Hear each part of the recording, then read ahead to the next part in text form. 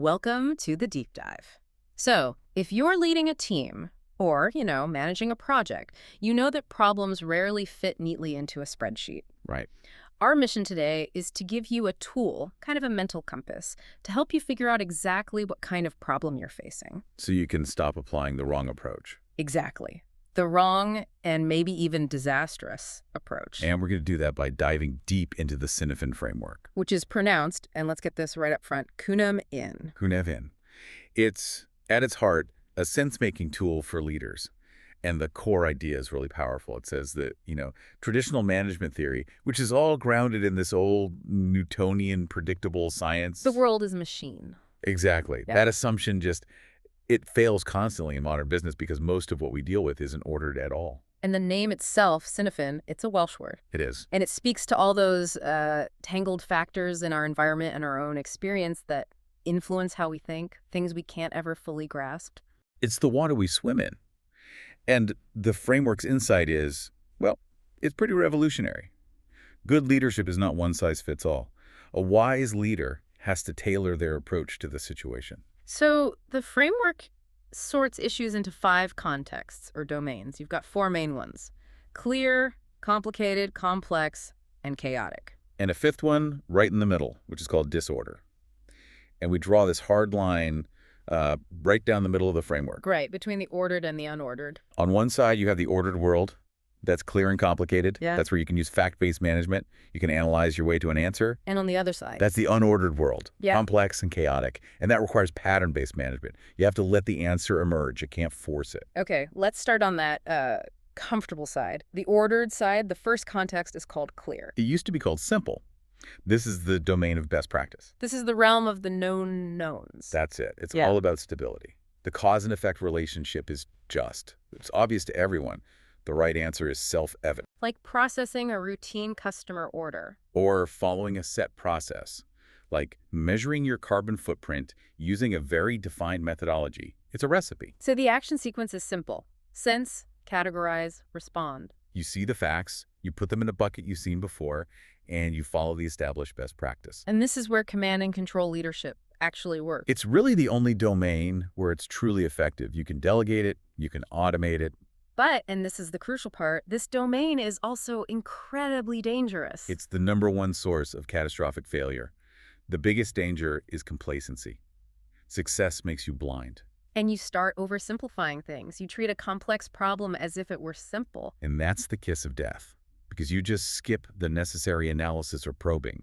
You think you know the answer when you don't. So the safest feeling domain is actually the riskiest. And you have to remember, best practice is, by definition, past practice. Which might not apply anymore.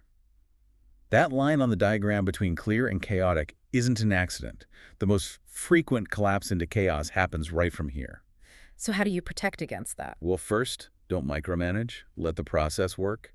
But crucially, you have to create channels for dissent, even anonymous ones. You need someone to be able to raise their hand and say, hey, I think the ground is shifting under us. Okay, so that's clear. What about when a problem is still solvable, but it takes a specialist? That's the next domain. Right. Now we move into the complicated context. This is the domain of experts. The realm of the known unknowns. We know what we don't know. Precisely. Cause and effect can be figured out, but it is not obvious to just anyone. You need expert diagnosis. So sending geologists to find oil deposits. Perfect example. Here. Or having a team of engineers figure out the total carbon footprint of a huge global company. There isn't a simple recipe for that. And the action sequence changes. It's now sense, analyze, respond. Right. You have to analyze multiple options, and that takes expertise. And for a leader, that means listening to conflicting advice. There isn't one best practice here. There's just good practice. More than one right answer is possible. And the big danger here is... analysis paralysis. Of course. The experts can't agree. They're all dug into their own perspectives. Or worse, their egos. And you also get expert dominance, where they just dismiss a great idea from a non-expert because, well, what do they know? So how do you break that logjam? If your experts are stuck, what do you do as a leader? You have to introduce a little friction. You can, for instance, encourage non-experts to challenge the expert opinions. Bring in a fresh perspective. I like the idea from the source material about using games or simulations. Yes. You take people out of their normal context. You put marketers in a military research scenario or something, and it forces them to think in new ways, to break out of their ruts. And ultimately, you have to accept that you might not find the perfect answer. You just have to make a decision. The best one you can with the data you have now. And that idea is really the bridge to the other side, the unordered world. Because if the data is just too messy to analyze, you're probably not in a complicated problem anymore. Exactly. You've just entered the complex domain, the domain of emergence. And this is where fact-based management stops working. This is the realm of the unknown unknowns. And this is so important for leaders today because this is where things like innovation and real culture change happen. It really is. And people confuse complicated and complex all the time. I love the analogy they use. A Ferrari is complicated. Right. You can take it apart, you can analyze every single piece, put it back together, and you understand how it works. But the Brazilian rainforest, that's complex. That's the perfect way to think about it. The whole is so much greater than the sum of its parts. It's defined by flux, by unpredictability. You can only understand cause and effect by looking backwards, in retrospect. Things are the way they are because they got that way. Not because someone designed them. And that means the action sequence has to flip completely. It feels counterintuitive, but it's probe, sense, respond. You don't analyze a complex system. You have to probe it. And patiently let the path forward reveal itself. And this is key. You have to run parallel, safe-to-fail probes, not one big sequential experiment. Why parallel? Because in a complex system, the environment itself is changing while you're running your test. So by the time you finish testing option A, the world has changed, and the results are irrelevant for option B. You have to run lots of small, low-risk probes at the same time and see what patterns emerge. The Apollo 13 crisis is just the ultimate example of this. Oh, absolutely. The problem was completely complex. They didn't have a manual for it. So the engineers on the ground didn't analyze their way out. They grabbed what the astronauts had, tape, plastic bags, socks. And they just started trying things. They probed and probed until they sensed a combination that might actually work. A solution emerged. And the danger for leaders here is just immense, because your instinct is to demand a plan, to ask for fail-safe results. To fall back on command and control. But if you try to impose order on a complex system, the system will just ignore you. It will route around you. You have to be okay with failure, because failure is just more data. It's a totally different mindset. It's not about closing a gap between here and a predetermined goal. No, it's about starting a journey with a sense of direction, moving to what's called the adjacent possible, the next logical space, and then looking around again.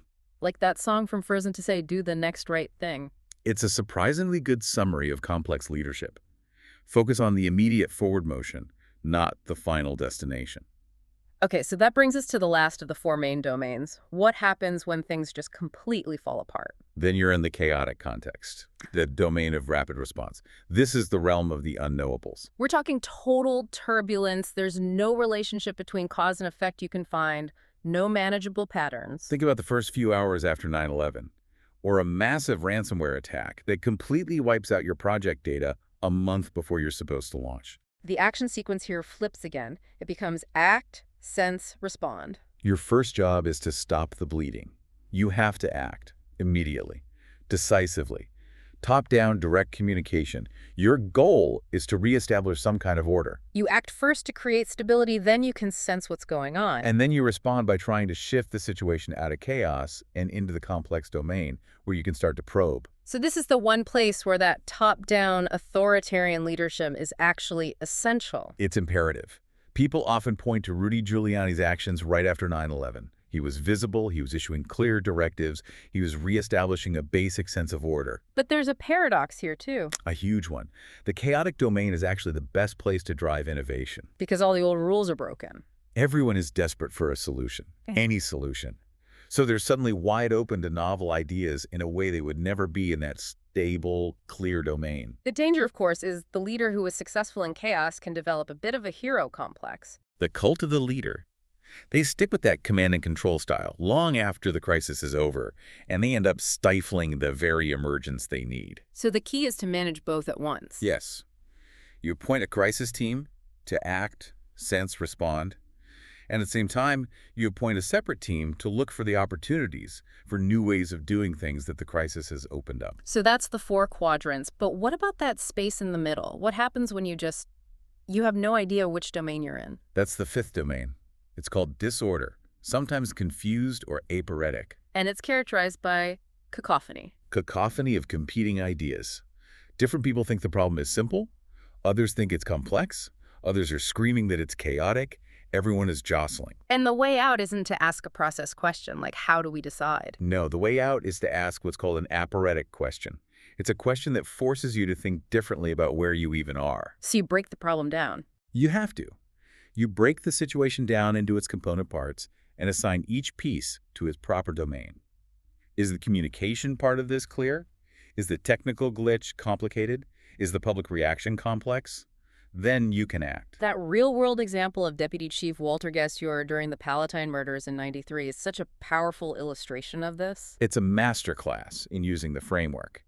It was a horrific, random crime, and he had to use 4 different leadership styles at the same time. So he immediately went into the chaotic domain by getting in front of the media, acting decisively to stop the panic. That was act, sense, respond. Then he managed the clear domain by just making sure the police department's normal procedures kept running. Don't let the basics fall apart. For the technical investigation, the forensics, that was complicated. He brought in outside experts. Sense, analyze, respond. But his most brilliant move was how he handled the community's fear. That was a complex problem. Right. He didn't impose a solution. No.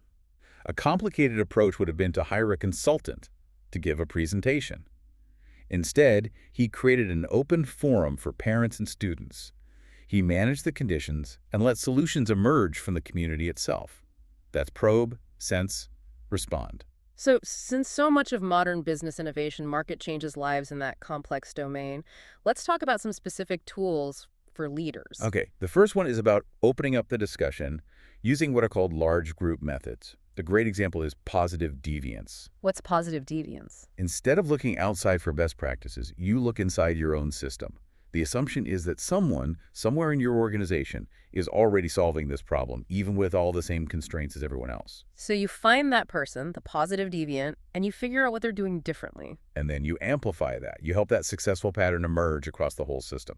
The Plexus Institute used this to lower hospital infections by 50%. Incredible. Okay, another tool is setting barriers. Yes, in a complex system, you can't manage the outcomes, but you can manage the boundaries. Think of eBay in the early days. A few simple rules for buyers and sellers. Pay on time, deliver the goods. Right. Those simple barriers allowed a hugely complex and safe marketplace to emerge on its own. Next up, stimulating attractors. These are just small probes that resonate with people and start to gain momentum. Pierre Omidyar launching AuctionWeb, the site before eBay, that was a probe. He sensed a pattern. People wanted this. And that became an attractor, which then led to new emergent attractors, like people starting to sell cars on the site, which he never planned. And another one I love, encouraging dissent. Specifically, ritual dissent. This is such a smart technique. You have 2 teams work on the same problem. Team A presents their idea. A spokesperson from Team B listens in total silence. While the rest of Team B openly critiques Team A's presentation. Exactly. The structure forces open, honest critique, and it forces the presenters to actually listen without getting defensive. It helps everyone see the patterns more clearly. And finally, managing starting conditions. If you can't predict the outcome, control the environment. This is 3M's famous 15% rule, letting researchers spend time on whatever interested them. They managed the conditions for creativity, and the Post-it note emerged. So wrapping this all up, what's the big takeaway for you, the leader, listening to this? The whole point of Cynefin is that different things work in different contexts. You have to understand your context, and you have to be willing to change your leadership style to match it. It requires you to act against your own instincts sometimes. It's a paradox. You have to know when to share power and trust the group like in the complex domain, and know when to wield it alone and be directive, which is what you must do in the chaotic domain. The flexibility is everything. And that leads us to a final provocative thought for you to take away. The dominant way we think in business is about setting goals and closing gaps. That's the ordered approach. Right. But complexity thinking is about describing where you are now and starting a journey with a general sense of direction. So think about a challenge you're facing right now, professional or personal. Is your first instinct to try and close the gap, or is it to start a journey? And how might applying the right action sequence for its true domain sense categorize, sense analyze, or probe sense completely change your very next step?